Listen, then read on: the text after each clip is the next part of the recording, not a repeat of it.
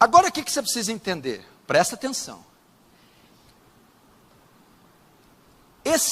Essa visão dispensacionalista e pré-tribulacionista, ela é recente.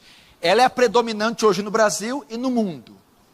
Essa ideia surgiu de uma mulher chamada Margaret MacDonald. Ela teve uma visão que Jesus arrebataria a igreja secretamente e que depois retornaria.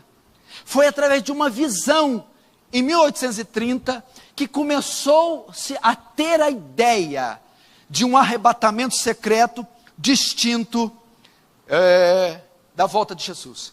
Depois, tendo frequentado reuniões com essa mulher e ouvindo sobre a visão e o testemunho dela, que foi escrito em livro, foi quem eles chamam de o pai do dispensacionalismo, John Nelson Darby. Foi o líder do movimento dos irmãos. E também foi o pai do dispensacionalismo moderno. Este homem, John Darby, foi responsável no século XIX por implantar o dispensacionalismo. Agora, o que a Bíblia diz? Onde estão os textos que comprovam que a volta de Jesus e o arrebatamento são um ato único? Vamos abrir Mateus 24 para você ver a simplicidade dos textos e dos fatos.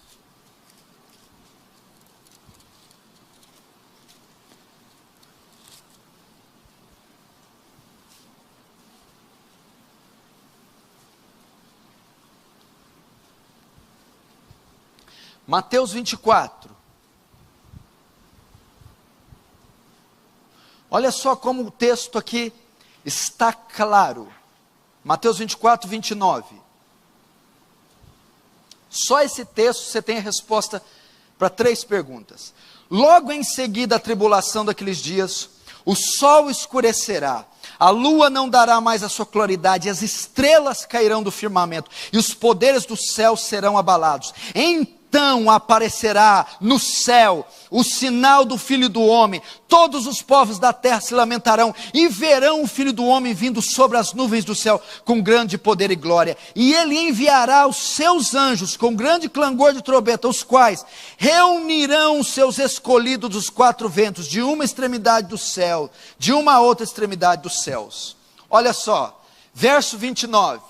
Logo em seguida a tribulação. Então, o texto está dizendo de um ato que aconteceu depois da tribulação, ok? Que tribulação é essa?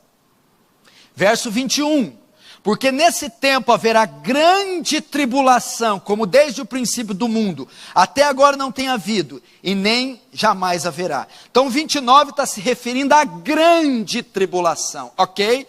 E o 29 vai dizer que logo após a tribulação, vamos lá de novo, logo em seguida a tribulação, o que acontece? Verso 30, então aparecerá no céu o sinal do Filho do Homem, e todos os povos da terra lamentarão e verão o filho do Homem vindo sobre as nuvens do céu com poder e glória, ok? Após a tribulação ele volta, até aí até os dispensacionalistas concordam. Depois, olha só, e logo após aqueles dias, logo em seguida a tribulação, o que acontece? Ele volta. Mas o que mais? Vamos ver. Verso 31. E ele enviará os seus anjos com grande clangor de trombeta, os quais reunirão os seus escolhidos. O que é isso? Arrebatamento de uma extremidade à outra dos céus. Então note o que o texto forma. O que ele diz? No mesmo instante que ele volta, então verão no céu o sinal do Filho do Homem com grande clangor de trombeta, e ele ajuntará os seus escolhidos. Quando é que ele ajunta os escolhidos? No mesmo momento que ele volta.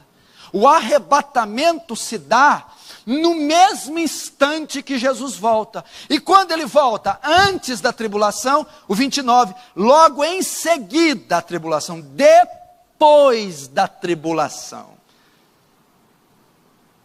Entendeu? Olha como é que o texto é simples. É o texto, um dos mais claros. Marcos capítulo 13 fala a mesma coisa. Então o 29 está anunciando a volta. Primeiro, ela não é secreta. A Bíblia diz que todo olho verá. É com clamor de trombeta, os céus serão abalados. É uma vinda visível. Eles verão, não é secreta. Segundo, no mesmo momento que volta, ele arrebata a igreja. Para que ele vem? O primeiro ato dele ao vir, ele ajuntará os seus escolhidos nos 4 cantos da terra. Mas o que quer dizer isso? Arrebatamento. E quando ocorre? Quando ele voltar. E qual o período com relação à tribulação que ele volta? Depois da tribulação. Olhe, por exemplo, outro texto que mostra que a igreja passa para a grande tribulação. Verso 15. Quando, pois, virdes o abominável da desolação que falou o profeta Daniel no lugar santo, quem lê entenda. Então os que estiverem na Judéia, fujam para os montes. Quem estiver soberano, não desça para tirar coisa alguma. Para quem foi escrito isso aqui? Para a igreja. Então ele está dizendo, quando virdes, ele está falando do início da tribulação. Quando virdes o abominável da desolação no lugar santo, então fuja, então começará. Se a igreja não estará aqui, como é que nós vamos ver? Quando virdes, quem que vai ver? Ele escreveu isso para a igreja. Quem vai ver é quem estará aqui. Quem estará aqui é a igreja. Então, quando vocês verem esses acontecimentos, se preparem. Ele não escreveria algo para a igreja, pedindo que ela visse, se ela não estivesse aqui. Isso é a maior prova que ela estará aqui. Então o texto ensina que Jesus volta depois da grande tribulação, ensina que ele volta no mesmo momento que arrebata a igreja, e ensina que a igreja passa pela grande tribulação. Vamos ver outro texto que mostra isso, 2 Tessalonicenses, você abriu em primeiro, agora abre em 2 Tessalonicenses. Irmão, no que diz respeito à vinda e à nossa reunião, essa reunião, Paulo está falando, o arrebatamento. O momento que vamos encontrar com Ele, nossa reunião com Ele, fala das bodas do Cordeiro, quando eles serão arrebatados. E ele coloca a vinda e a reunião em atos únicos. Olha, de novo, verso 1, ó. Porque vós, irmãos, sabeis pessoalmente. Não, estou no capítulo. Irmãos, nos que diz respeito à vinda do nosso Senhor Jesus Cristo e à nossa reunião com Ele. Agora o verso 2. Aqui não demovais da vossa mente com facilidade, nem vos perturbeis, quer por Espírito, quer por palavra, quer por epístola, como se procedesse de nós, supondo que tenha chegado o dia do Senhor. Deixa até o 2 aí. O que estava acontecendo? Lembra que ele tinha mandado na primeira epístola, falando do arrebatamento, da volta de Jesus, da ressurreição, no capítulo 4? Depois Timóteo volta e dá notícias para ele, olha, tem gente perturbando ele lá, tem visão, tem gente trazendo visões, profecias, e até está circulando uma carta lá, falando que Jesus já voltou, e o povo está morrendo de medo.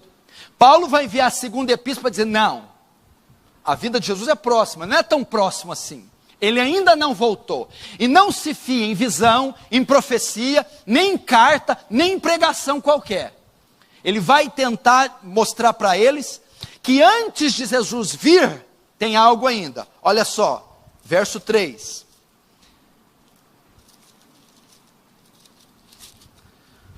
Ninguém de nenhum modo vos engane, porque isto não acontecerá sem que primeiro venha a apostasia, e seja revelado o homem da iniquidade, o filho da perdição.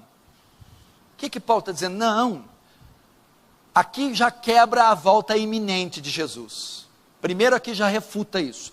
O pré-tribulacionismo dispensacionalista ensina que ele pode voltar a qualquer hora. Paulo está dizendo, não pode voltar. Não deixe ninguém enganar vocês com profecia, com cartas, com visões. Não será assim. Não será assim o quê? A volta de Jesus não acontecerá antes que. Então não pode ser iminente. Não pode ser agora. Não pode ser, olha, Jesus pode voltar daqui 5 minutos. Não pode. Por quê? Porque antes tem que se manifestar a apostasia e o homem do pecado. Sem que se manifeste a apostasia e o homem do pecado, ele não volta. Então como é que ele pode voltar a qualquer hora? Como é que ele pode ser iminente? Não. O que é apostasia? Um abandono da fé. A hora que as igrejas apostatarem, a hora que você começar a ver espetáculo dentro de igreja, porque você já está vendo, circo, show, roubalheira, adultério, a hora que o povo sair da verdade, ficar quase secularizada a igreja, é um sinal que ele está voltando, primeiro. E o segundo, e venha o homem do pecado, o anticristo. Então a volta de Jesus não acontece sem que venha o anticristo. É necessário o anticristo se manifestar. Aí ele volta. Agora vamos continuar.